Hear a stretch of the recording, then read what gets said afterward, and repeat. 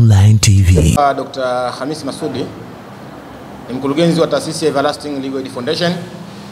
Tunaposemea Everlasting Legal Aid Foundation, maana yake tunasemea ni taasisi sio ya serikali iliyosajiliwa kwa mujibu wa sheria ya mashirika yasiyo ya serikali, tukiwa tunajishughulisha na shughuli hasa za utoaji huduma za msaada wa sheria, ni pamoja na utetezi wa misingi ya haki za binadamu na misingi yote ya haki kwa ujumla wake. Ndugu zangu waandishi wa habari, baada pia kumshukuru Mwenyezi Mungu, napenda nitumie fursa hii kuweza kuwashukuru na kuweza kukutana sote kwa pamoja hapa ili tuweze kuja kushiriki mijadala mbalimbali ambayo inaendelea katika taifa letu la Tanzania.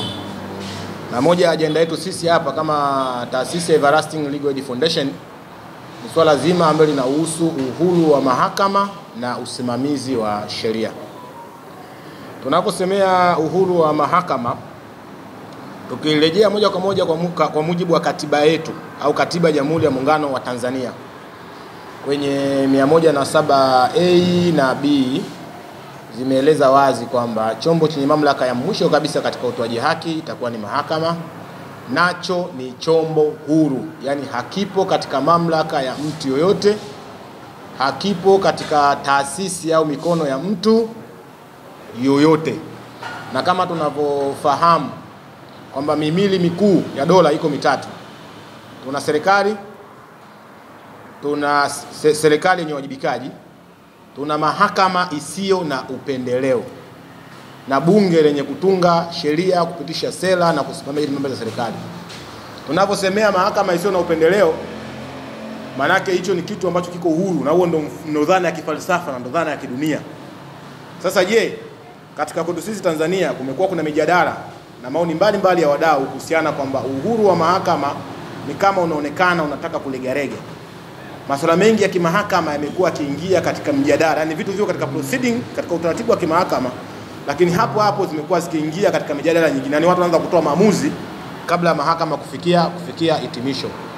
Sasa tunaona kuna hizi nyufa ambazo zinaendelea. Lakini ukisikiliza maoni ya wadau, wanasema kweli mahakama kwa mujibu wa katiba iko huru. Lakini je, kiuhalisia ipo huru?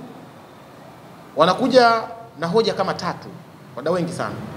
Wanakwambia kitu cha kwanza, je, uteuzi wa majaji na upatikanaji wa jaji mkuu hautegemei utashi wa kisiasa?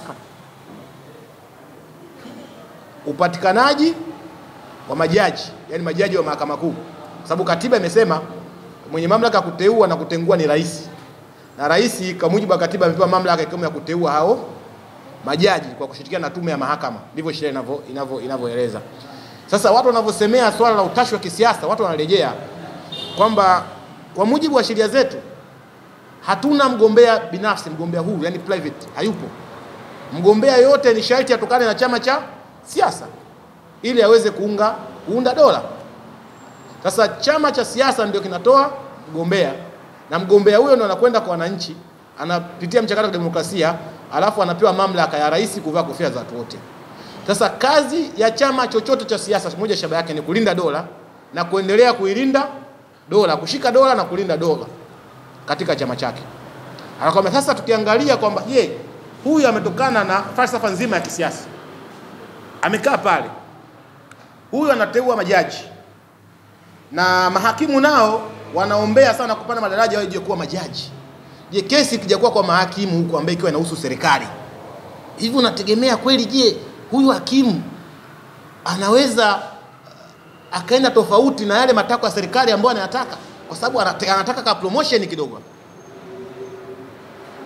Kwa hiyo kumekuwa kuna hizi mijadala. Je, ni kwa nini mahakama kama mahakama isitengeneze mchakato wake wenyewe huru? Namna gani watampata jaji mkuu kama anapopatikana rais wa chama cha wanasheria? Ndio rais. Yaani kwamba wataalamu wakae, mbona waangalie sifa, waangalie nini, alafu sasa wao wafanye mchakato ambao uko huru, uko na wazi, namna gani watampata jaji mkuu na hao majaji wengine, yani kutengeneza utaratibu ambao ni maalum. Kwamba hiyo ndio dhana kwamba je, wakawa wanasema tuepuke na swala muhimili wa mahakama kuingilia na utashi wa kisiasa, na hususan labda baadhi ya chama kimoja kimeweza kushika dola. Kwa yale wanataka wao, maana wataitumia dola kuweza kulinda kubaki madarakani. Kwa hiyo kumekuwa kuna mjadala wa namna hii. Lakini kitu kingine watu wanasema kwamba budget ya uendeshaji wa shughuli mbalimbali za mahakama zisitegemee serikali kuu.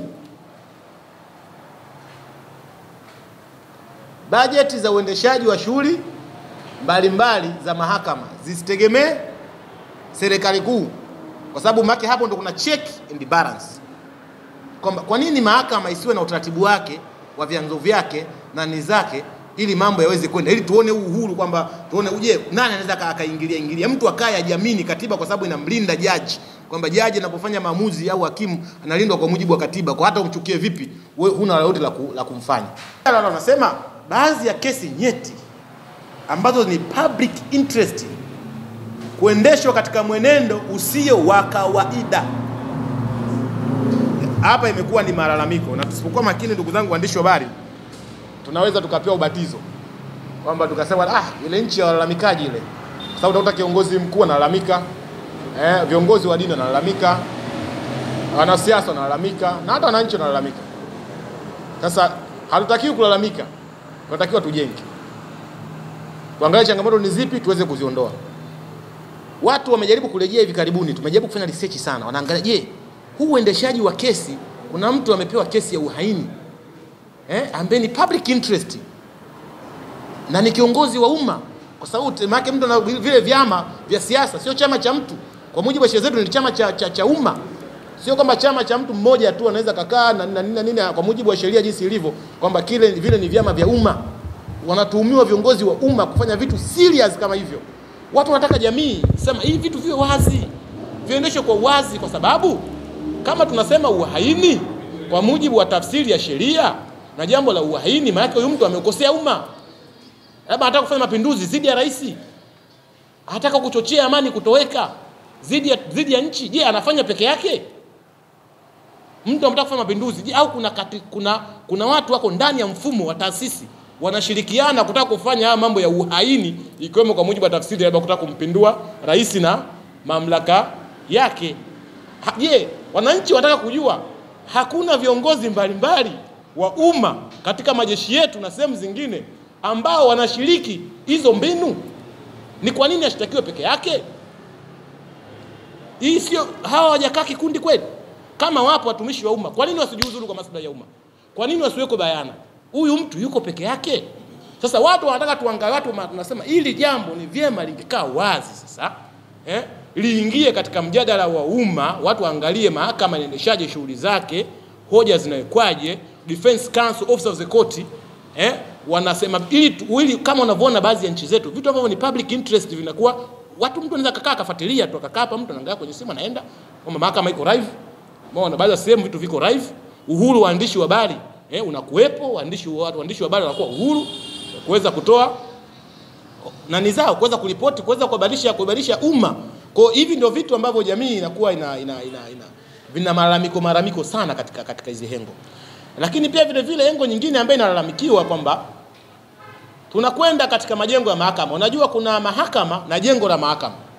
Naomba kidogo tupate tuelewane hapo. Tunaposema court au definition of court, tafsiri ya mahakama, maana yake tunasema ni judge na wale wasaidizi wake. Wengi wanazoea kama wazee wa baraza tu, wasaidizi wake wale. Hiyo ndio definition of court.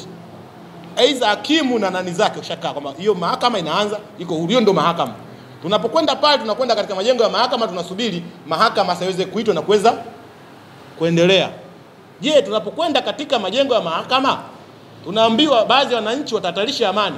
Hawa watawala ambao wanatawala yale maeneo, majengo, maana mahakama pamoja na yote yale majengo ya mahakama na utawala wake. Ndio maana tumeweka kuna jaji mkuu, kuna watendaji wa mahakama, kuna nini, wale ni watu administrative, kuna msajili sio na nini, alafu ndio kuna hao wengine majaji na nani katika mambo mengine menendo ya kimahakama.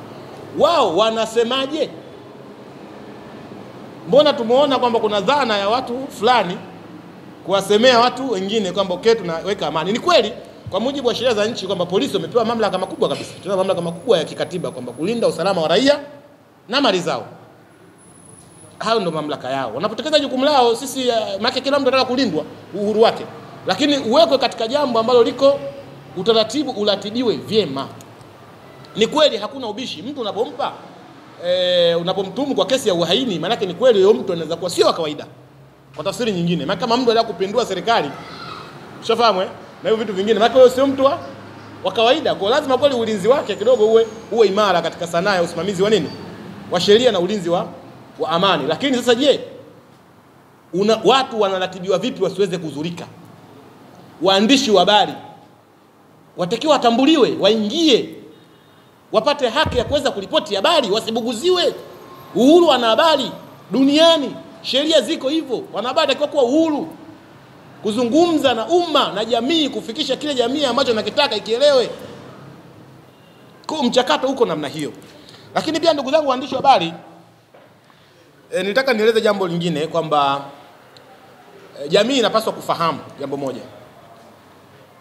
Katika dhana au sanaa ya usimamizi wa haki, usimamizi wa amani, na kuna ulinzi wa sheria, kuna vitu viwili. Katika dhana ya usimamizi wa amani hakuna ubishi. Kachero yoyote, yani detective huyo, askari kanzu, officer yoyote wa jeshi lolote, iwe polisi, iwe JWTZ, ambayo amekwenda mafunzo, unaposema nitahatarisha amani, hataki kukuruhusu hata watu watano kupiga mbele, kwa sababu ni lazima azuie kabla jambo kutokea. Lakini sheria inakutaka kwamba akifanya tukuchukue, tukukamate, tukushtaki.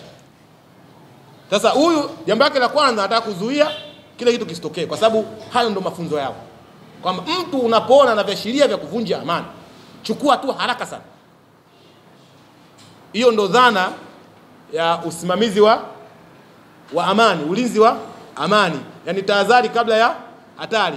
Kwa hiyo unaona kuna wengine wanaweza kukamatwa, kama unavyoona wengine wamesema wamekamatwa, wamezungushwa, lakini labda kosa limeweza kuwa limetokea labda kama hawakufunguliwa jarada la uchunguzi au kuweza kufunguliwa kesi aina yote, kwamba sasa unanikamataje na nizungushaje na niachiaje, mimi ni mhalifu au vipi?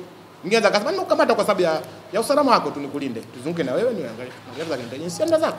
Mtu akasema hivyo, na uwezo ukasema kwamba amevunja sheria, sababu kama nimekukamata, sijakukamata, nimeanda arrest kama mtuhumiwa, nimekushikilia, nimepata taarifa za intelligence, labda kuna makundi yanataka kuzuru. Kwa hiyo tumewatishia usalama wako, tunakuja sehemu salama, unaweza ukaendelea na shughuli zako. Kwa hiyo katika dhana ya ulinzi wa amani, askari yoyote, kachero yoyote ambaye amekwenda shule, unapotoa lugha tata au akaisi na kurejesha amani, hataki kukuruhusu upige hata watu watano. Hataki kwamba awe ameshashughulika na wewe, yani awe ameshakuchukua na kufungulia jarada la uchunguzi, ikiwezekana achunguze ni kwa nini unataka kufanya hivi. Hiyo ni tahadhari kabla nini ya hatari. Ingaje mfumo wa kisheria unakutaka unaponikamata mimi sasa uniambie nimekosa nini. Unaniambia unataka uhatarishi amani, unadhania katika akili yako. Lakini yule kachero naye anasema kwa mujibu wa training na vyanzo vya kiintelijensia, nimeona hichi kitu siwezi kuruhusu utoe kisu umpige huyu, kwa nini nikuzuie bwana? Maana sio kama akifanya ndio tukamate, hapana. Kwa hiyo sasa kuna mikinzano baina ya sheria na dhana ya usimamizi wa nini wa amani, kulingana na mafunzo waliopewa hao wenzetu walinzi wa amani. Lakini muhimu sana, hata kama wanachukua tahadhari hizo, ni muhimu sana kutokufanya masuala ambayo yanahusu udhalilishaji na kipigo au shambulio dhidi ya wananchi, kwa sababu mtu yoyote, haijalishi ni askari wa aina yote, unapomshambulia mtu, unapompiga mtu, wewe ni mhalifu kama wahalifu wengine tu. Yote yule, kwamba haijalishi yuko wapi, akifanya kosa la jinai achukuliwe hatua kwa mujibu wa sheria bila kuweka upendeleo. Lakini pia kitu kingine tulikuwa nataka sana tuiombe serikali, kuna baadhi ya vitu ni lazima tujaribu kupitia, ni muhimu sana. Kitu cha kwanza, tunavyosema kwamba hakuna mtu aliye juu ya sheria, no one above the law, iko hivyo. Lakini katika utekelezaji wake hili lina changamoto. Nasema hivyo kwa hoja ipi ya kimantiki? Mimi naweza nikaishtaki leo serikali inaniambia ili uweze kunishtaki nipe notice ya siku 90 kama katika masuala ya madai. Sawa, labda alikuwa na hekima yake, labda umetaka kuigusa labda manispaa au nini, ili na wao waliview, je, jambo hili tunahaja kwenda kupoteza rasilimali za umma, au sisi kama wanasheria au kama wanasheria serikali wanaweza wakashauri kwa nini jambo hili msikae mezani kuweza kumpa huyu mtu haki yake. Hekima yake inaweza kuwa ni hiyo. Lakini changamoto ambayo inakuja, mimi nimekwenda mahakamani, nimeshinda kesi. serikali haijamlipa mteja au haijanilipa mimi, nataka nifanye kukazia hukumu. Sheria inakataza kukamata hata magari ya serikali, majengo ya serikali, kila kitu cha serikali. Lakini ingekuwa nimeshtakiana mimi na wewe katika kufanya execution, ukamataji nimeshinda kesi yangu, utaki kunipa haki yangu kwa mujibu wa sheria, maana yake nina mamlaka kukamata mali zako. Sheria inaniambia nikikosa mali zako inabidi nikukamate wewe as a civil prisoner, kama mhalifu wa makosa ya kiraia, kwamba huyu mtu aende jela, niko lazima nimlipie chakula, magereza aniletee bili mpaka pale atakaponipa nini? Haki yangu. Lakini haki hiyo kwa serikali, huwezi kukamata akaunti ya serikali, huwezi kukamata mali yote ya serikali. Sasa serikali inasema wewe kama haki yako imekiukwa, nenda mahakamani. Lakini nenda mahakamani, nikishinda nitakufanya nini? Hii ndo question mark. Nikishinda nitapataje hii right yangu? Utaniambia basi unatudai, subiri budget. Lini? Subiri, na utaniambia tu kwa Waislamu anakuambia na lama subirina. Wahenga anakuambia kila mwenye kusubira yavuta heri. Ukashangaa mauti yangu nafikia, na mtu haki yake aipate angali hai, sio mpaka uje uwape haki wadisi wake. Hiki kitu kidogo inakuwa inasumbua. Sasa hili pia ni jambo ambalo inaondoa dhana ya kifalsafa kwamba hakuna aliye juu ya sheria. Mimi mali zangu nakamata, serikali ukinidai mimi na kama una maamuzi ya mahakama ni vurugu mechi. Ila mimi nikishinda mahakamani naambiwa siruhusu kukamata mali za serikali, kumkamata mtu yoyote. Hizo ndo sheria jinsi zilivyo. Je, hii dhana hakuna aliyejua sheria iko sawa sawa? Hii dhana ya kifalsafa, no one above the law, kwa muktadha huo, je, iko sawa sawa? Au kwamba watu taasisi fulani wanaweza kufanya jambo lolote, hata ukapeleka koti, mahakama itaishia kutoa tu uamuzi, itasema na sheria imesema hivi, basi wewe subiri, lakini haki yako imetambuliwa kwenye document, kuna muhuri wa hakimu au wa judge na saini yake. Kwa hiyo hivi ni vitu ambavyo lazima tutazame, je, namna gani tunatoka kuanzia hapa, kwamba ni vyema sheria zinazotungwa zizingatie usawa ili tuweze kuepuka hizi zana za upendeleo. Zote ambazo zilifanya na baba wa taifa Mwalimu Julius Kambarage Nyerere pamoja na mzee wetu Abedi Amani Karume zitakuwa ni sawa na bure. Kwa sababu udini unarudi kwa kiasi kikubwa sana. Kumekuwa hata ukisikiliza maoni ya jamii utasikia watu wanampinga fulani kwa sababu ni Muislamu. Kuna udini hapa. Mwingine akasema hapana, mimi natumia haki yangu ya kikatiba, natoa maoni, mimi kiongozi wa dini. Uweze kuniambia kwamba ukanitenganisha mimi na siasa, kwa sababu siasa ni mfumo wa maisha ya watu. Siasa ndio kila kitu, kwa sababu hata viongozi wa nchi wanapatikana kupitia mfumo wa siasa. Kwa nini nisiwe maoni ya umma? Haki za jamii zinadhulumiwa, mimi naongoza watu. Why? Kwa nini mimi nikitoa maoni yangu useme dini mnaingilia serikali au dini majuza na siasa? No, hapana. Tupo katika mjadala ya umma, lakini je, ile mjadala ya umma tusitengeleze zana za udini. Tutoe maoni kwa sababu ya kujenga taifa moja lenye umoja na mshikamano. Viongozi wetu wa dini waliunda hizo kamati za amani ambazo zilijumuisha mashehe, wenye Wakristo pia vile vile mapadri, maaskofu katika zile kamati zao. Sina hakika kama na wale ambao wana dini nani religious kama na wao wamo katika hizo kamati, sina hakika sana. Maana lengo ni nini? Inapotokea mjadala kama hii ya umma, kuna jambo liko sawa, tunakaa kwa pamoja. Tunaangalia, je, hichi kitu kiko sawa? Tunazungumza vipi na serikali katika jambo hili? Hekima yake ni nini bila kuleta mkanganyiko katika jamii? Jamii wasikie jambo la msingi sana, lenye hoja za kimantiki, waandishi wa habari wakae waoji vizuri. Ndio maana kwa commanding officer, unasikari si chini ya 200 chini. Wewe ni commissioner rais. Unapokaa kwenye media, tueleze hoja za maana. Uje ukasema fulani alikuwa amelewa, kiongozi wa umma, wewe ulimpima ulevi kwa evidence ipi? Kwa ni vyema napotokea afu mtu anasema mimi nimekuwa nimeumizwa afya yangu, mimi nimeshambuliwa afya yangu. Kwa nini mnaweza kujaji? Ndio mambo ambayo yatakuja kuleta mkanganyiko. Sasa unapotoa mbele ya public, waumini wanasikia kwamba fulani alikuwa amelewa, mwingine anasema mimi nilikuwa, huyu mtu amenidhalilisha, tayari tunajenga chuki dhidi ya serikali kwa sababu ya mtu mmoja tu, kwa utashi wake binafsi, kwa sababu ile sio utashi wa kisheria. Alafu pia vile vile mimi nina haki ya faragha. Mimi naitwa mtuhumiwa, ukinituhumu sijawa mhalifu mpaka mahakama itaponithibitisha. Kwa hiyo kazi yako chunguza. Uchunguzi ni siri. chunguza, muwasiliane baina ya ofisi ya mashtaka na wao kama jeshi ma detective sio wachunguzi, wapate muafaka wa kisheria. Bwana, kweli tumechunguza, kuna ushahidi wa kutosha, tutakwenda mahakamani. Hata kitu waandishi wa habari ambao tumechunguza kwa ushahidi tuliouona, hata kama usiutaji, kwa ushahidi tuliouona tumuona kuna haja ya kwenda mahakamani. Unaweza ukasema jambo, lakini unapokuja uniambia alikuwa amelewa, uje nichunguza, hauna nini, kidogo ni mtihani. Kwa ni vyema sana wajihadhari na hizi lugha zao, kwa sababu hizi lugha hizi ndio zinaleta mkanganyiko sana kwenye jamii. Na hili ni taifa letu, sio taifa lao, sio taifa la mtu mmoja.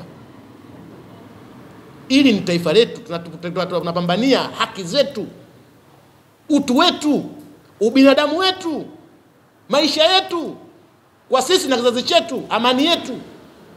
Tunapambana kuhusiana na masuala ya uhalifu, kwamba hao wahalifu wasiojulikana hawa wanatekateka watu, wanashambuliwa. Nyinyi kila siku mnasema wasiojulikana. Hivi kweli nchi hii kuna mtu asiojulikana? Sasa tuna haja gani ya kuwa tunalipa mishahara, kwa sababu hawa maofisa wa majeshi wanalipa mishahara ya umma, tunakata kodi zetu. Kwa tuna haja gani ya kwenda muende mafunzo kujifunza namna gani mnaweza mkachunguza taarifa za kiintelijensia, alafu leo hii miezi na miezi mnasema watu wasiojulikana, watu wasiojulikana. Hichi kitu hakiingii katika hoja za kimantiki. Mtu kafanya shambulio, unaambia mtu kalalamika, sio wengine waonekani wamepotea ndugu zao, kila siku amtoi, watu wamepotea, wameenda wapi? Watu jamii inalalamika, semeni. Intelijensia nasemaje? Intelijensia kwa nini kwa Masudi tu? Nikizungumza na press nikitoka hapa tayari bwana njoo tuzungumze, niko selo. Why? Intelijensia sio kwa wahalifu. Wanatekateka watu, why? Tunategemea makamanda anapoita press kama hizi watuambie bwana mnamo tarehe fulani tumepata taarifa watu fulani labda kina Mdude sio kina nani wamekamatwa, na watu wasiojulikana, lakini tunachunguza. Baada ya muda tupeni majibu, bwana tumechunguza, tumeona kuna A B C D. Hilo ndo zao la amani. Leo hii unaponiambia mtu amekamatwa, ameripotiwa, umeita press, alafu mwisho wa siku napita miaka 2 3 sipati majibu, maana inanitishia amani yangu kwamba hata mimi siko huru, kwamba muda wote at any time mtu anaweza kaja akanigongea dirisha ngong njoo bwana. Wewe mzungumzaji sana kidomodomo sana, hebu njoo tuzungumze hilo. Hii mambo hapana. Tunaomba viongozi wa majeshi watu watuombe mambo ya maana. Haya mambo ya utekaji tunataka tuyafahamu. Hao watu ambao ndugu mbalimbali wamepotea wanalalamikiwa, tunataka tujue wako wapi. KM Online TV.